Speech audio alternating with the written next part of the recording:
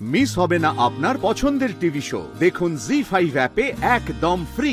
আমার তোমার সাথে একটা জরুরি দরকার আছে। হ্যাঁ, আমারও তো দরকার আছে। আরে বাবা, তোমাকে কনগ্রাচুলেট করতে হবে তো। এরকম একটা খবর সরাসরি আমার তোমাকে অভিনন্দন না জানাতে পারলে আমার ঠিক ভালো লাগতো না। রাই, অনেক অনেক অনেক অভিনন্দন। আমি অনিদার কাছে সবটা শুনেছি, আর ট্রাস্ট মি, আমি ভীষণ খুশি হয়েছি। আমি আন্তরিকভাবে বলছি রাই, আমি সত্যি খুব খুশি হয়েছি। Thank you. না মানে কিছু হয়েছে কি? তোমার গলাটা একটু অন্যরকম শোনাচ্ছে। সবকিছু ঠিক আছে তো? মানে ইজ এভরিথিং ফাইন? হ্যাঁ, আমি একদম ঠিক আছি। Good good. এখন থেকে তোমার লাইফে সবকিছু ঠিক হবে, দেখো। আচ্ছা, বাই দ্য ওয়ে, তুমি কি একটা জরুরি কথা বলবে আমাকে বলছিলে? না না, এইভাবে ফোনে না, তোমার সঙ্গে একবার একটু দেখা করতে হবে সূর্য। তুমি কি আমাকে একটু সময় দিতে পারবে?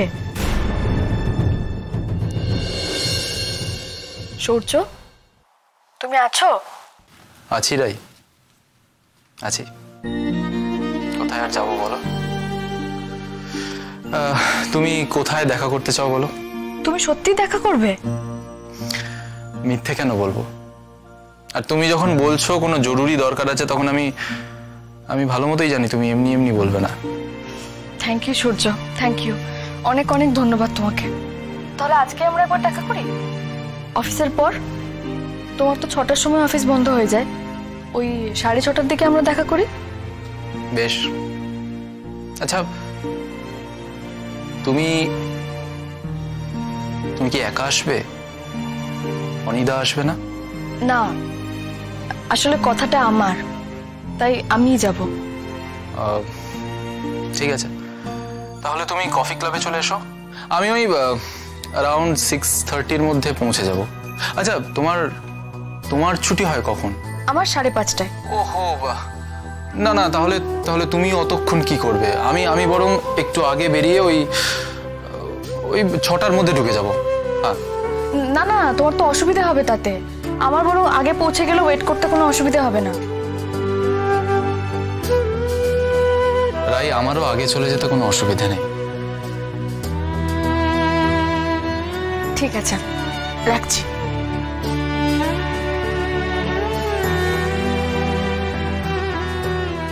রাই, আজও তোমার গলা শুনলে বুকের ভেতরটা উথাল পাতাল হয়। আজও তোমার সঙ্গে দেখা হবে জানলে মনের মধ্যে হাজারটা পাখি সুরে গিয়ে ওঠে।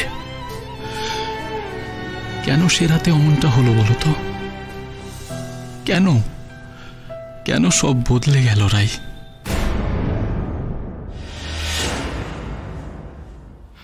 আর ইউ শিওর রাই, তুমি ওর সঙ্গে একাই দেখা করতে চাইছো? হ্যাঁ অনির্বাণ, এটা সম্পূর্ণ আমার পারিবারিক ব্যাপার।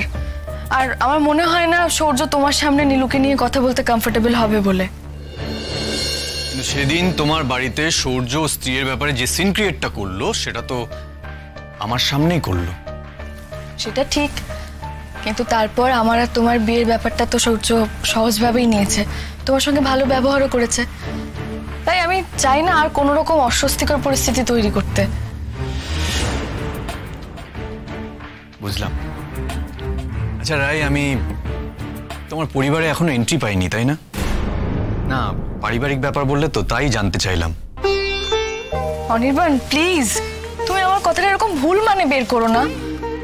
তুমি তো জানো আমি নীলুকে নিয়ে এখন সারাক্ষণ কিরকম অপরাধ বোধে ভুগি।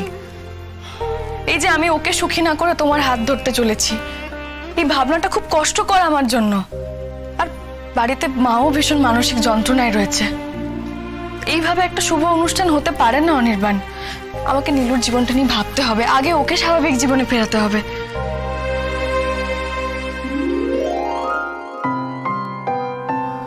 কি হলো? কি দেখছো এরম করে? শোনো রায় কিশোরী, এবার যদি তুমি আমার কাছ থেকে দূরে চলে যাওয়ার কথা ভাবো, তাহলে কিন্তু কি হবে আমি সত্যি জানি না।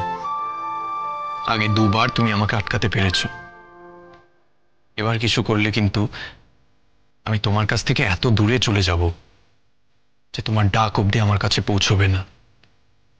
তুমি জানতেও পারবে না আমি কোথায় আছি। হঠাৎ এরকম কথা মাথায় এলো কেন তোমার? তোমাকে আমার ভরসা নেই। তুমি ওই দুষ্টু বাচ্চাগুলোর মতো যারা যখন তখন বলে যে আর খেলবো না, আর ভালো লাগছে না আমাদের। তা আমার সম্পর্কে তোমার এরকম ধারণা বুঝি? খুব নির্দয় তুমি। তাই? ইয়েস। তাহলে তোমার ধারণাটা যে ঠিক সেটা প্রমাণ করে দিই। হাজার হোক তুমি আমার বস বলে কথা।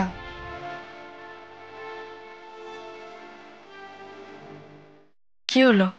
রাই, বিয়েটা আজই করে ফেলবে? মানে?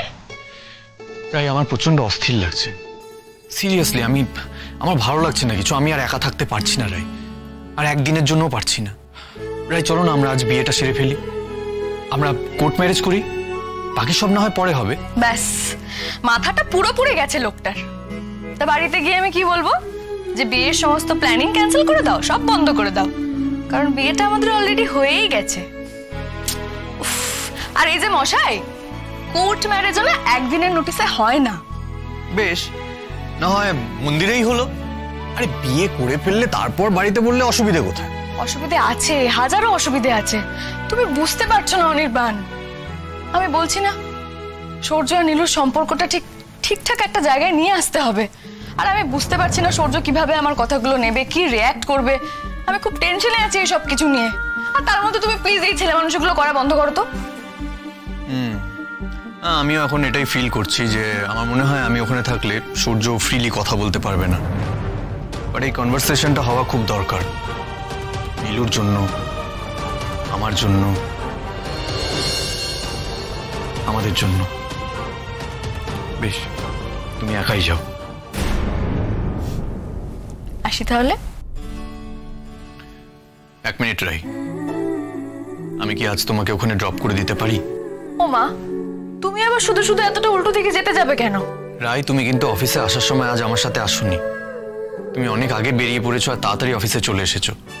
আর আমার কিন্তু সেটা একদম ভালো লাগেনি। আমাকে একা একা অফিসে আসতে হয়েছে। তাড়াতাড়ি তো আসতেই হলো। কালকে অফিসে আসিনি বলে বস আমাকে অনেক কথা শুনিয়েছে।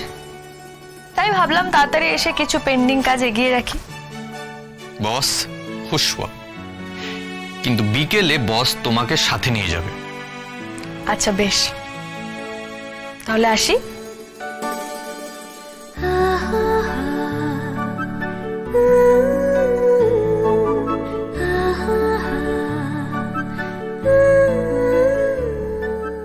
অস্বস্তি হচ্ছে নাকি আমার? রাই ওর এক্সের সাথে দেখা করতে যাচ্ছে বলে? না না, হচ্ছে না। I trust her.